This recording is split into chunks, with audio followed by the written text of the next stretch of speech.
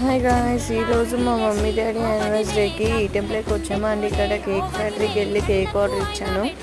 ఈ విషయం మమ్మీ డాడీకి కూడా తెలీదు అండ్ నా డబ్బులతో నేనైతే కేక్ ఆర్డర్ ఇచ్చాను. ఈ టెంపుల్లో చాలా గేమ్స్ ఉంటాయి, చాలా ఎంజాయ్ చేయొచ్చు పిల్లలు.